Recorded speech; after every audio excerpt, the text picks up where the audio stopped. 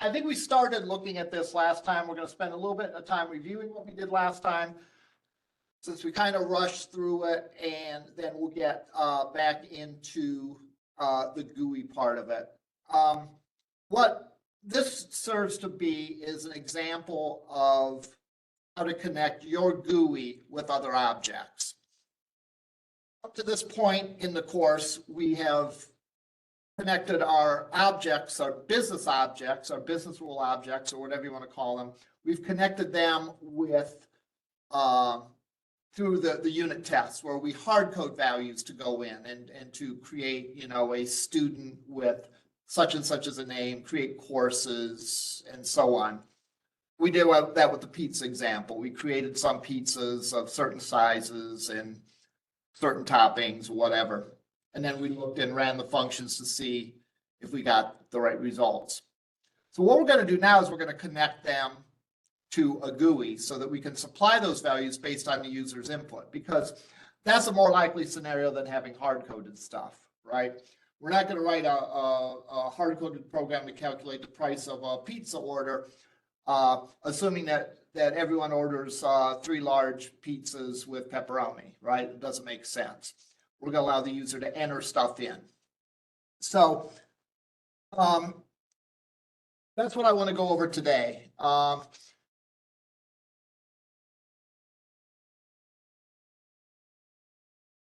We looked at last time the DICE class, just to spend a minute looking at that.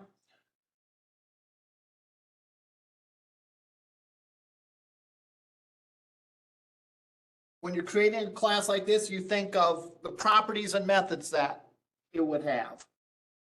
What's a property of a DICE that we're interested in? We're interested in the value that's showing on the face of it, on the top of it. All right. What do we do to a DICE? We can roll that dice, in which case the value of the face is randomly assigned. And then finally, we can get the value without rolling it. So we can look at the dice and see what value it has.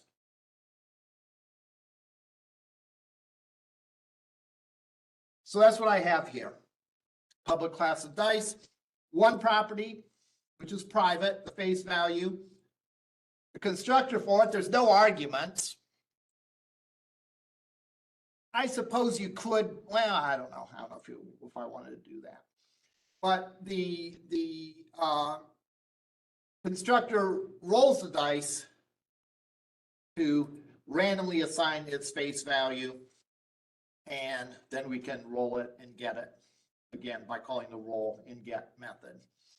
Now, I talked about last time how if it was my job to create this object, I would want to make sure that it worked before, or this class rather, I would want to make sure it worked before I turned it over and said, hey, I finished my work and it works.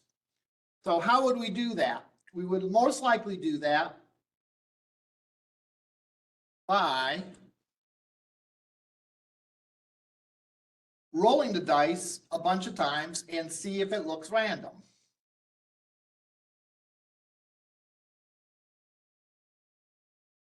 And that's why I have a unit test for the DICE class.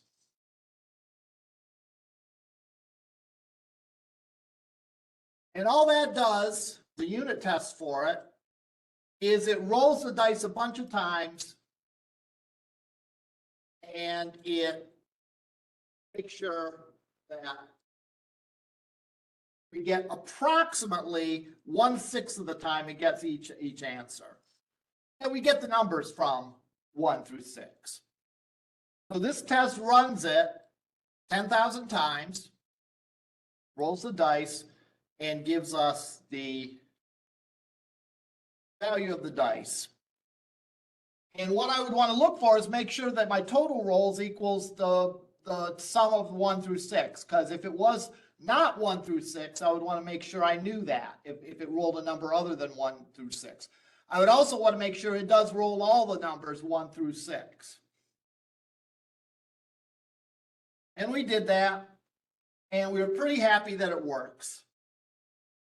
It's not going to be an even split, but it's going to be approximately 1/6. There's always going to be random fluctuations. And if you run this several times, you notice that one of them typically has a little bit more than the other ones, which is going to happen in random drawings like that. But it's not the same one. This one rolled more times, this one 5 rolled more times, this one 4 rolled more times. This one 3 rolled more. And so it's pretty random. So I can be pretty sure that my dice object works. This is what we call unit testing. That's the kind of testing that you've been done all semester, is where you've created components, you've created your classes and tested to see that they've worked. All right, and you've done that by sort of generating test cases. Now, what kind of test cases you generate depend on the objects that the objects and classes that you're testing. So in this case, it makes sense for us to do random rolls of the dice and see, do we get a random distribution of those numbers 1 through 6. So now I can be pretty sure that the dice works. I want to do the same thing with the game object. If you remember, this game object is a high-low game. And a high-low game is where you roll the dice and you make a prediction whether the value of 2 dice, the total of it, is going to be high, which is 8 through 12, low, which is 1 through 6, or 7. And your payouts depend on what you picked. If you picked high or low and you're correct, you get paid out whatever you bet. So you bet 1, you get back 1. If you pick a 7 and it is 7, you get paid 4 to 1. So what this does essentially is this randomly picks 100 games and generates a little indication of the results of the game. And you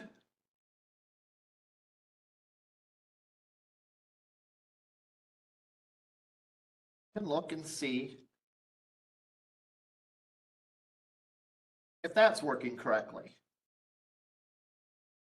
I close the command line. I didn't want to do that.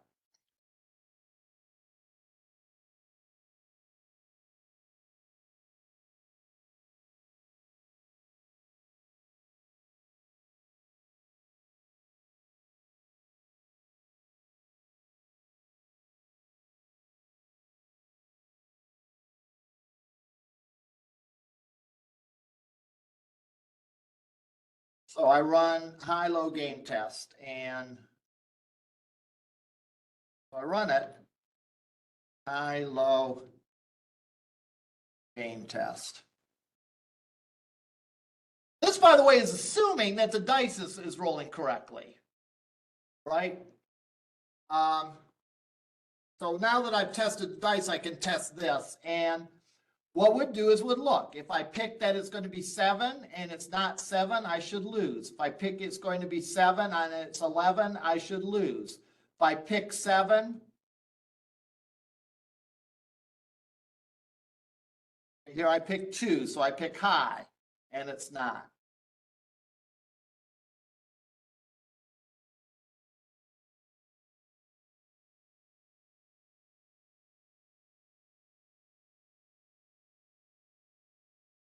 Don't say anything funny here. I'm only getting the values 1 and 2. So there might be something wrong with my test. Let's take a look at it.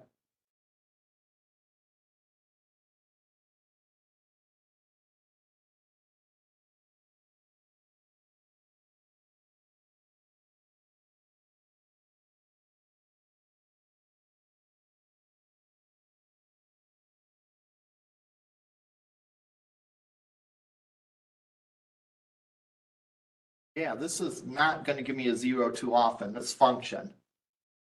So as it turns out, the bug isn't with my code. It's with my test code. That'll work better.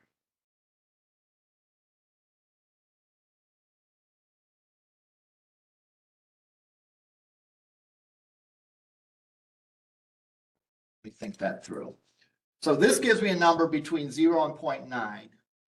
Multiplied by 3, it'll give me a number from 0 to 2.9. Yeah, that's right. I don't need to add 1.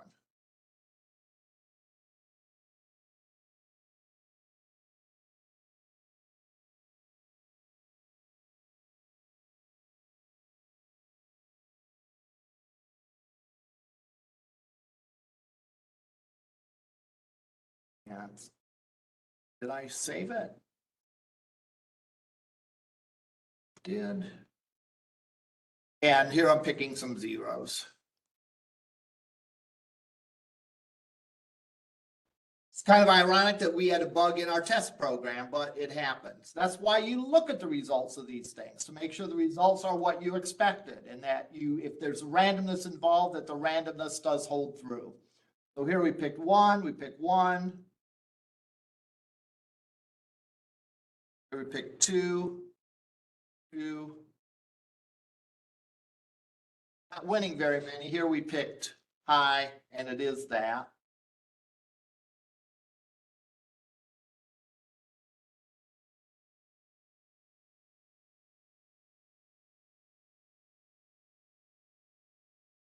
We actually could do something like this, if we'd rather.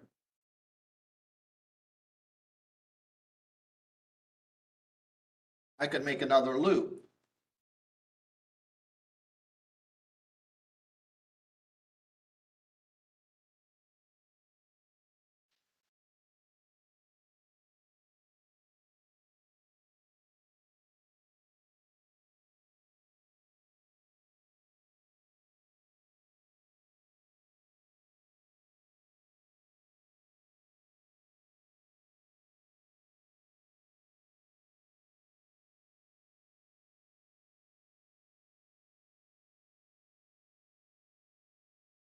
I could force it to randomly pick, or to not randomly pick, but I could force it to actually play 300 rounds, 100 rounds, and pick 0 one time, 1 other times, and so on.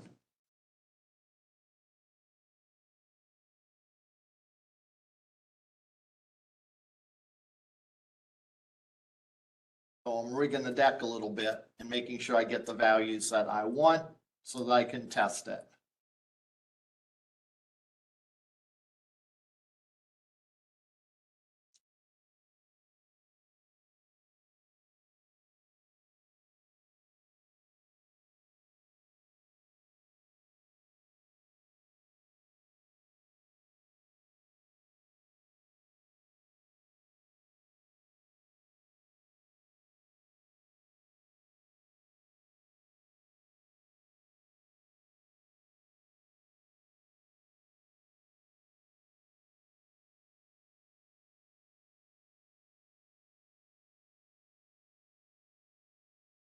Now we've actually run 300 tests, and each time through we do 3 tests. We do it with 0, 1, and 2, and we make sure.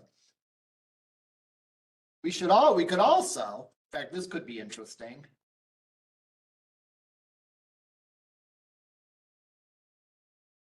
Let's start off with balance of 1,000. And each time we play the game, we add payout to the balance.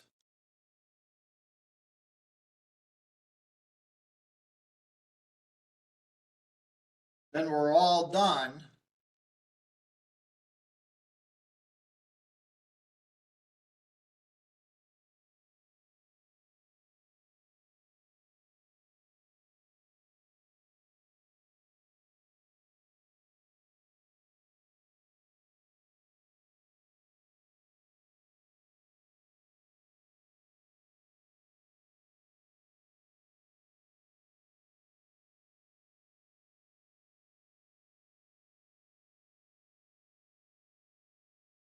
Do a little simulation.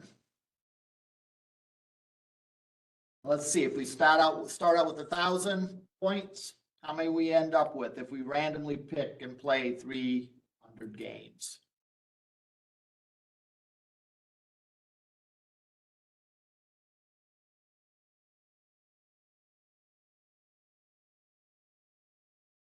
Pay off, not pay out.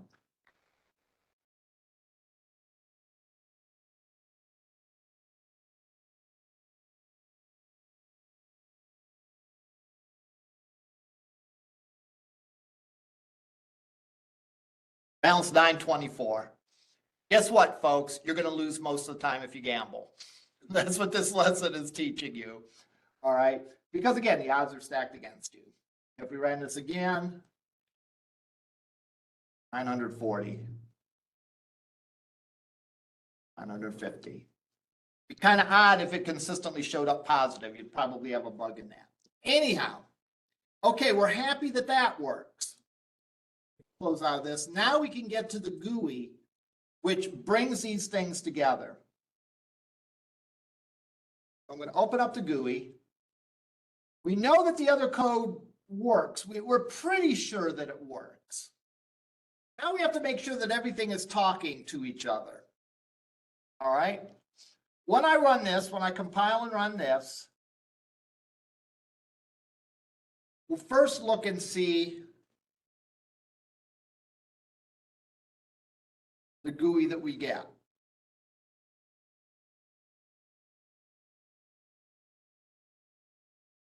You have 100 points, make choice, play. I make my choice, play. It shows me the results I lost and decrements that. So let's look at this GUI. We import all our libraries. We create our label. The stuff that's on our form, a label for score, how many points you have, a label that says make choice, a initialized number of points. We create an option string, an option list that we're going to use to create a combo box using that option string. So this drop down, combo box or drop down, has these options: make choice, low, 7, and high. Create our button. We initialize these two labels. We create a high-low game. Now, this you kind of have to figure out how this works. I'll talk about this and we'll talk about the pizza example that you have to do. In this case, we want one high-low game for the whole session that this is open. That affects the randomness and the way the random numbers are generated. So we don't want to be creating a new object each time. We want to create that object once. When we're done here, we'll talk about the way the pizza one will work for you. We can ignore this one. We have our main creates an instance of this. Here's a constructor. We make this frame visible. We say exit the app when we close the window. We create panels. He is the main panel. But we have other panels too. Each choice contains this line. Am I drawing this? It's not. It contains this line that contains these three things. So we're going to have a panel inside a panel. Panels either stack vertically or they stack horizontally. In our case, I'm making the main panel stack vertically. I'm making the this panel stack horizontally. By default, it stacks horizontally, if you remember from our earlier example. So I'm adding our listener for the button, and I make it this. I can do that because this implements the action listener interface, which means that it has an action perform method that actually does all the work. I add to the main panel, which is P, label for the number of points. I add these three elements, the label, the drop-down, and the button. I add to that P choice panel, that middle panel that's oriented horizontally. I add to the main panel that panel P choice. So if we were going to draw this,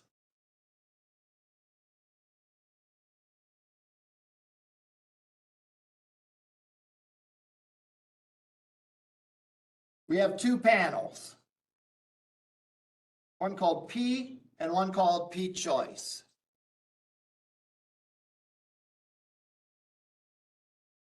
This one, first we add the points, the label for the number of points. We then add the label for make your choice, the drop down, and the button to this guy. We then add that panel to the main panel. So that fits right there, and we have the label, the drop down, and the button.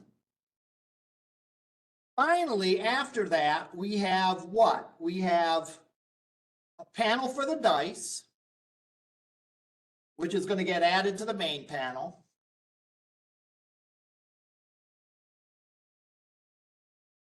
We have our label for results. And then we have a panel for our two die that we're going to roll. So we're comprising panels and we're putting panels inside of other panel. P is our main panel. We have one for the choice and one for die because we want these to be horizontal oriented. All right, and by default, panels are horizontal oriented. Now, this line says make the main panel be vertically oriented. So that's how this guy gets stacked this way, vertically. The other panels, which we have a panel here, and then we have labels here and here. Those other two panels, by default, are stacked horizontally, and they get plopped in there in order. So you can add as many panels as you want to a panel. And the reason you would add a panel is if you would want more than one thing in that particular position. Here I want two dice to be side by side. So rather than adding the dice to the main panel, I add them to third panel for the dice, and then I move that panel to the main panel.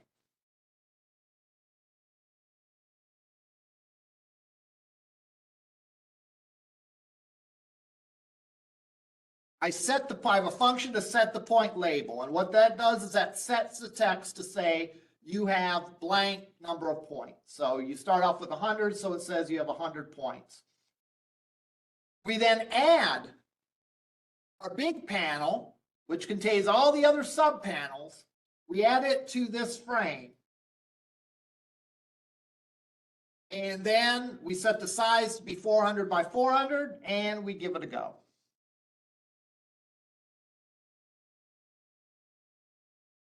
Right? So when we run this for the first time,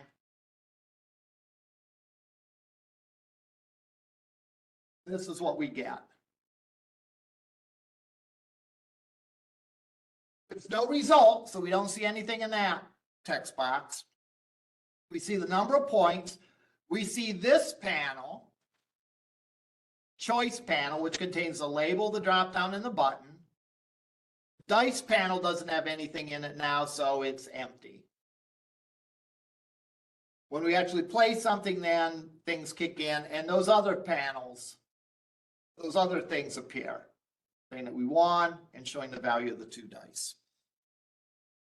Now, don't be obsessed with getting your layout like picture perfect, like a web page.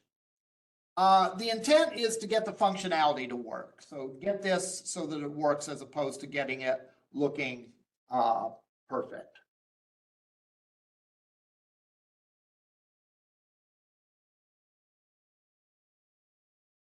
All right. What happens when we click the button? When we click the button, the action perform method kicks in. You have all this wrapped up in a giant try-catch.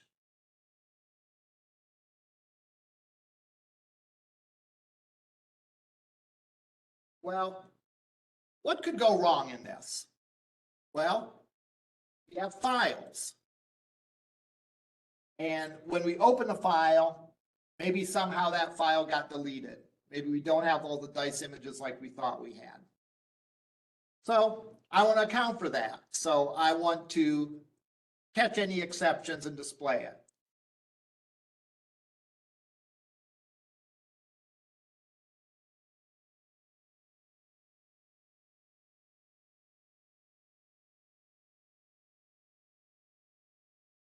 All right. We get the index from the selected index from the dropdown. The selected index is the position of the item that we picked. We want it to be 0 for low, 1 for 7, and 2 for high. This dropdown contains 3 elements, or 4 elements rather. It contains make choice, low, and 7.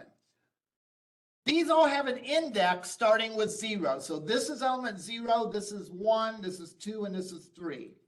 We want to transform that from instead of 1, 2, and 3 to 0, 1, and 2. And we get that by subtracting 1 from the user choice. For this case, we're assuming that the bet is $1.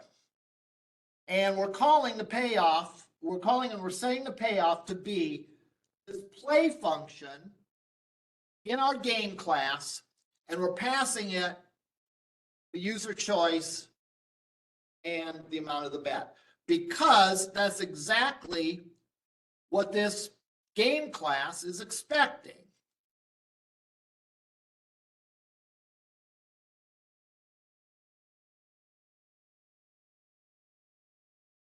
Play expects argument for the choice and an argument for the bet, and it's expecting 0 through 2. If it's not one of these, it throws an exception. That'll become important in a second here. All right. Remember, this class could be used in a number of different places. It could be a desktop application where we have a GUI that we create this way. This could be made part of a web page that uses Java. So this class could be used in a bunch of different places, and we don't want to allow for a value other than 0 through 2. So we have our first lines in there to test for an exception and throw an exception if it's outside of that range. Otherwise, we roll the dice, we go through our if statements, and we return the value of the payoff.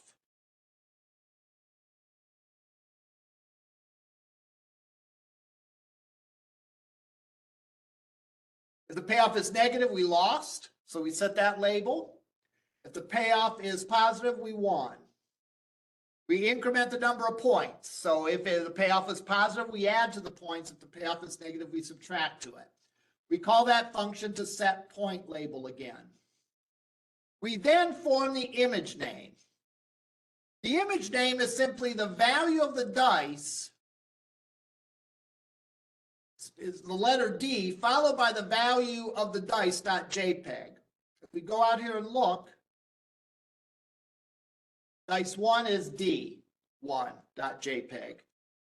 Value of the dice of 2 is D2 all the way through D6. So we construct a string that has the name of the image. D followed by the value of the dice followed by .jpg. Then we do this to set the icon, set the image associated with that label. This is kind of a tricky way to do this, but again, it's a way to get the images to display on the screen.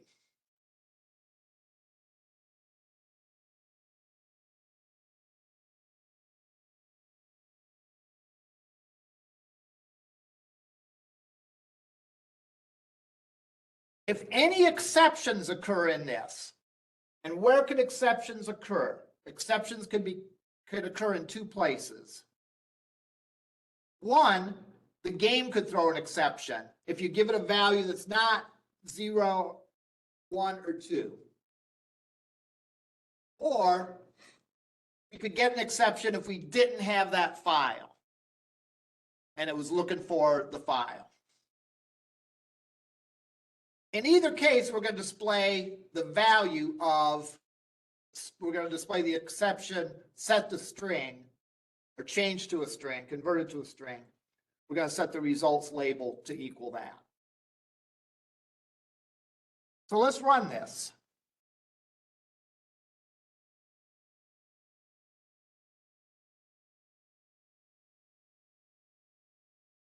Let's say we don't make a choice here. I keep my option at make choice. What's the index of this? It's 0, right? Because it's the first item on the list. We subtract 1 from that. Therefore, we get for our value of user choice, we get a -1. That -1 gets passed to this function.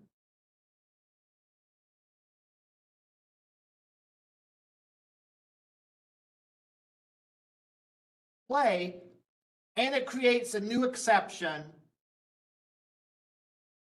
with the text invalid option.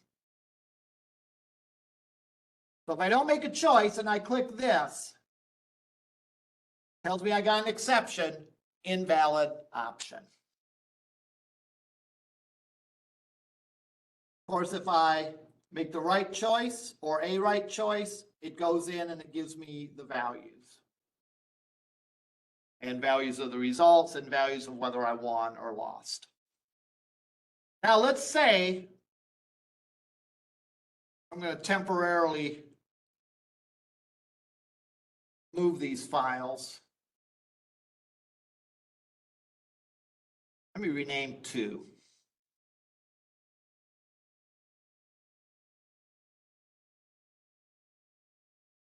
I'll rename 2 to AAA. So as soon as anytime I run or roll a 2, the game is doomed.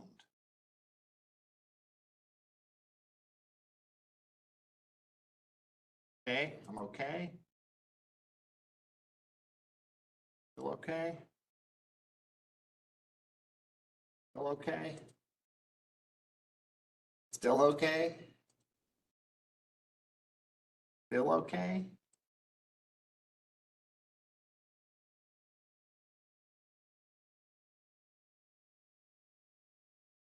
Oh, wait a minute. We actually had it. IO exception can't read input file. What it did is it kept the old image. I probably should not display these images if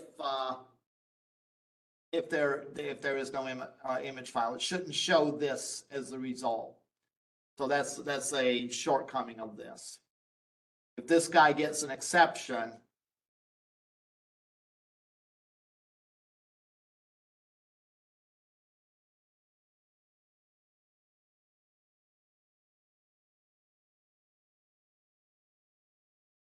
I should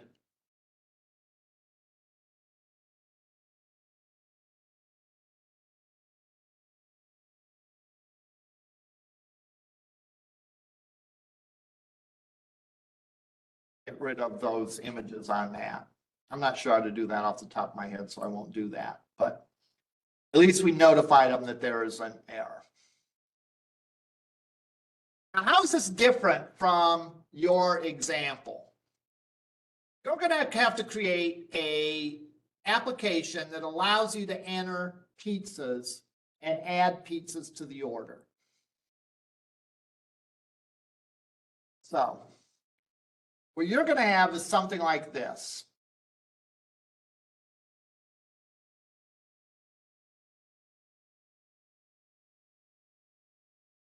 You're going to have a screen as a drop down for the size of pizza, as a drop down for the kind of crust, as maybe a checkbox for whether it has pepperoni, maybe a checkbox for whether it's delivery or not. It's okay to have one order class for the whole thing. All right. Just assume that when the screen comes up, you're entering a single order.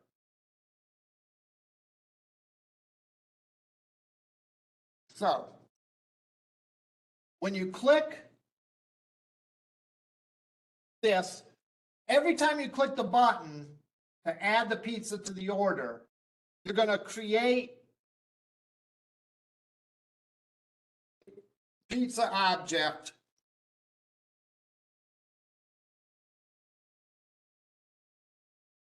every time button is pressed.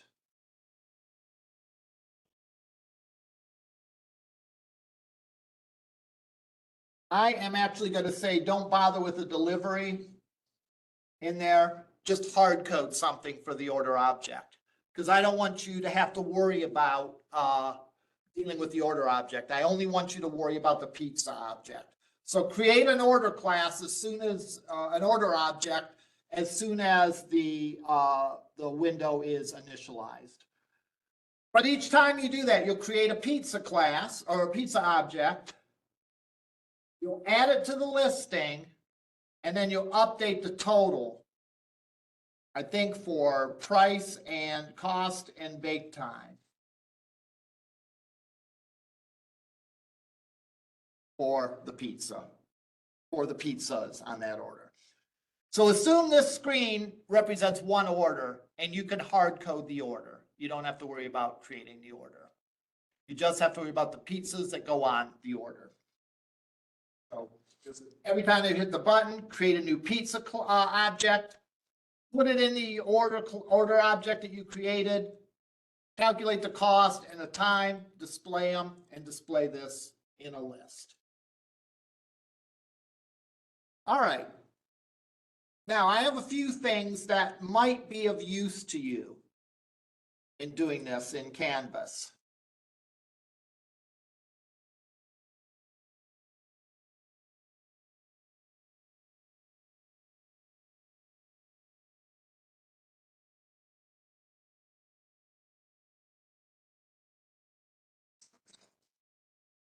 Let's take a look at these.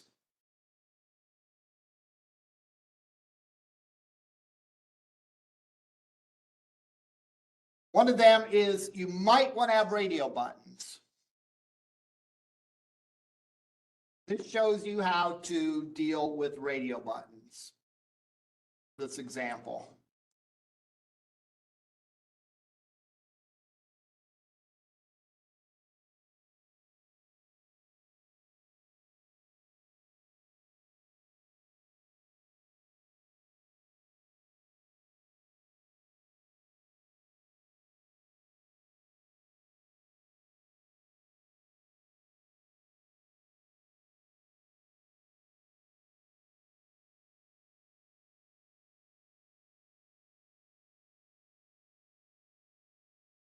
Java apparently will compile it for you if you don't.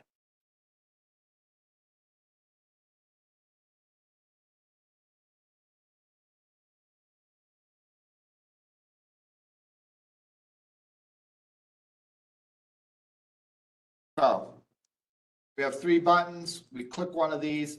These are radio buttons. So that means when you click one, the other one are unchecked. You click run, it tells us that position 3 is clicked. In other words, button 3. Now, let's look at the code for this.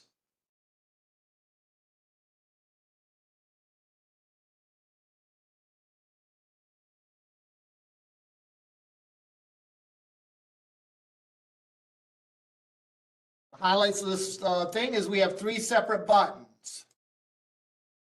We add those buttons to a button group.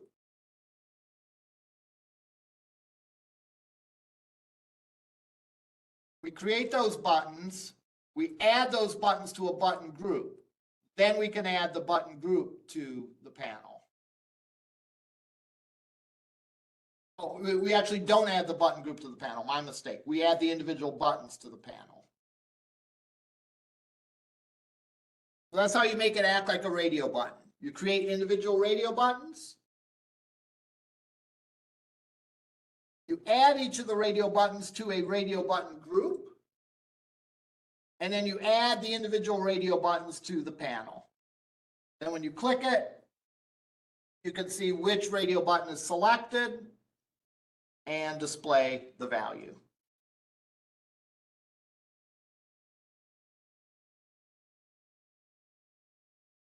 This is a neat little thing to get the text off of a button. Get the text off the selected button. Neat little snippet of code.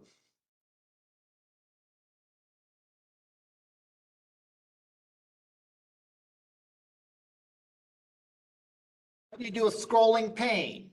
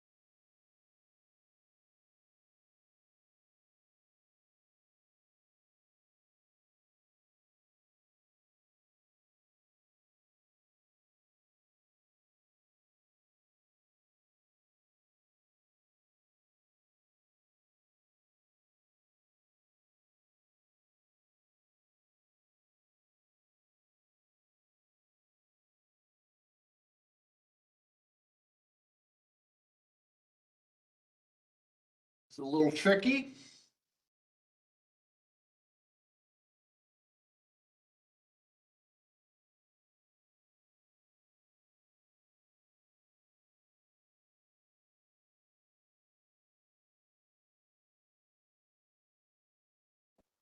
Switch pane and frame.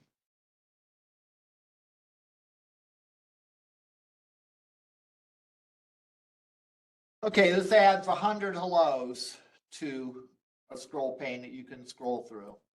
So what did I do to do this? Be careful in this example. I called my folder scrollpane.java2. That was kind of not cool, but I did. So what do? I create a label each time through the loop. I add to a panel, add to the panel that label.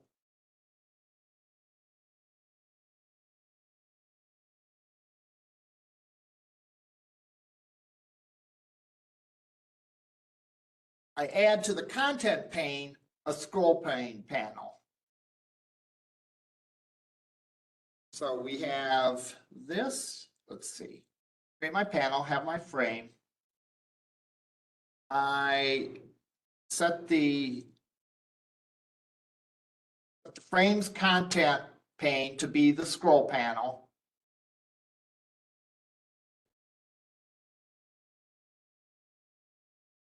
I add to the panel each time through the loop the label.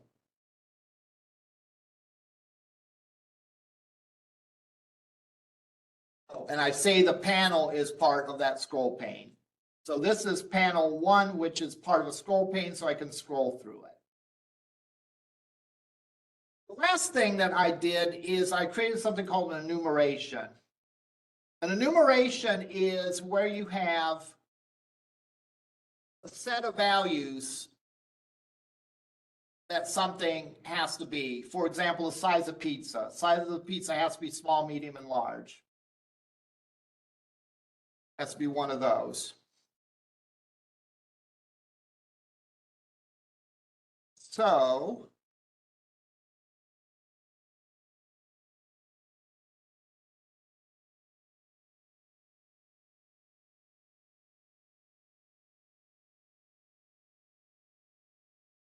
I can actually create inside pizza something called an enumeration called pizza size. And pizza size could only be small, medium, or large. I then, instead of calling size a string, I say size is a pizza size, which is the name of my enumeration. And I refer to pizza size by that enumeration everywhere. And in my test class, where I create my pizzas,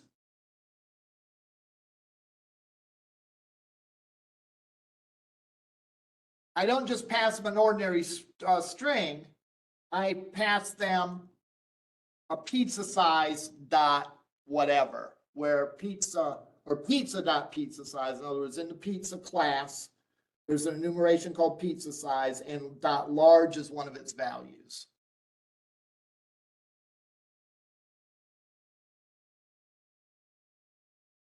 All right, all these things will be useful in your homework to do. All right, that's all I had for today. We will see you up in lab.